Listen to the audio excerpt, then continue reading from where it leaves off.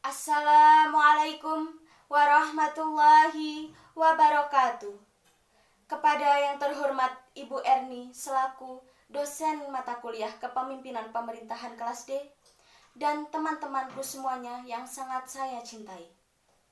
Marilah kita panjatkan puja dan puji syukur kehadirat Allah Subhanahu wa taala yang telah memberikan kekuatan, kesehatan lahir batin untuk kita semua. Sholawat serta salam marilah kita haturkan kepada Nabi Agung Muhammad Sallallahu Alaihi Wasallam yang telah membawa kita dari zaman jahiliyah hingga zaman terang benderang seperti saat ini. Saya, Aura Hawa Fisabila, akan sedikit memaparkan tentang bahaya bullying. Percaya atau tidak, masalah sesederhana apapun, jika kita tidak tanggapi dengan serius, pasti akan menghasilkan dampak atau efek yang luar biasa. Bullying adalah salah satunya. Siapa sangka ada orang yang rela mengakhiri hidupnya hanya karena dia menjadi korban bullying. Mengerikan sekali.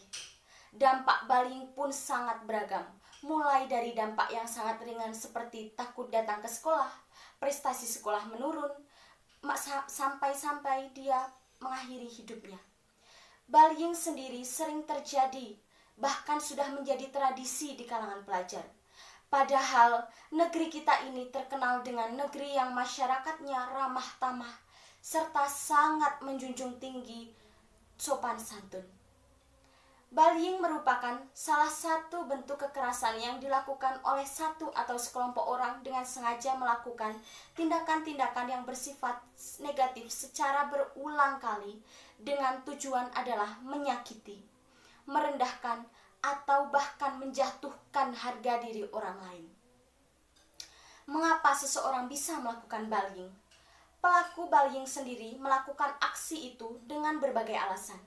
Biasanya karena mencari perhatian dari teman, orang tua, dan bahkan orang sekitar mereka. Atau juga karena merasa penting dan memegang kendali. Tapi tak banyak juga aksi bullying dipacu karena meniru adegan pada TV.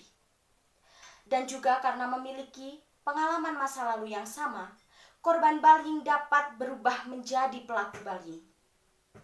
Apabila kondisi memungkinkan, jika kita amati sekarang masih ada beberapa kegiatan yang menggunakan kekerasan untuk kegiatan penerimaan anggota baru. Dan biasanya hal tersebut akan menjadi siklus. Junior yang dulunya pernah mengalami dibullying akan melakukan hal yang sama ke juniornya lagi. Karena ketika ia melakukan itu, ia merasa percaya diri dan karena mereka bisa menguasai orang lain. Pelaku bullying itu sendiri juga bisa mendapatkan dampak negatif ketika dewasa. Saat dewasa, pelaku rentan terjebak kecanduan narkoba, terlibat dalam tindak kekerasan, dan juga tindak kriminal lainnya. Bahkan ia bisa bersikap melakukan tindak kekerasan kepada orang terdekatnya, seperti pada pasangan atau anak-anaknya di masa yang akan datang nanti. Lantas, bagaimana cara kita untuk menanggulanginya? Haruskah kita tetap membudidayakan bullying itu? Tentu saja tidak. Kita sebagai generasi penerus bangsa harus berkata tidak. Namun, apabila kita hanya berkata manis di mulut saja tetapi tidak melaksanakannya dengan penuh keseriusan, apakah bullying bisa dihapuskan? Tentu saja tidak. Oleh karena itu, marilah kita mulai sejak dini tanamkan di jiwa kita untuk berhenti bullying antar sesama. Berhentilah untuk mencari-cari kesalahan orang lain. Jika kalian ingin dihargai, belajarlah menghargai orang lain. Jika kalian ingin dihormati, belajarlah menghormati orang lain. Percayalah kita bisa menghapus bullying itu. Kita coba secara perlahan, mulai terapkan di lingkungan kecil, lalu kita akan terbiasa dan Indonesia bisa menjadi negara tanpa adanya bullying. Jika bukan kita, siapa lagi? Nothing is impossible. Terima kasih atas perhatiannya.